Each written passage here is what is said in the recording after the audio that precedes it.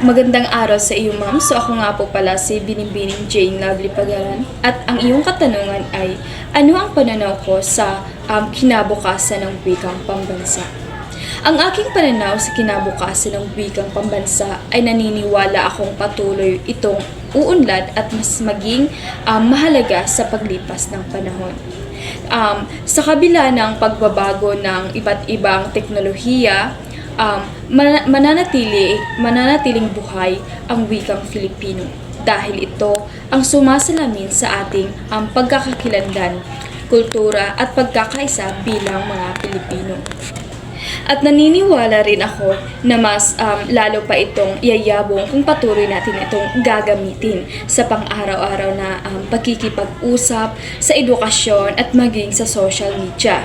Sa makabagong teknolohiya, mahalaga ring ang pahalagahan ng mga kabataan upang hindi mawala sa ang ating sariling wika at tradisyon. At para sa akin, ang kinabukasan ng wikang pambansa ay nasa ating kamay. Kung tayo ay magmamahal, gagamit at magpapahalaga, rito mananatili itong matatag at maging tulay sa pagkakaisa at pagkakaunlad ng ating bansa. Yun lamang po at maraming salamat.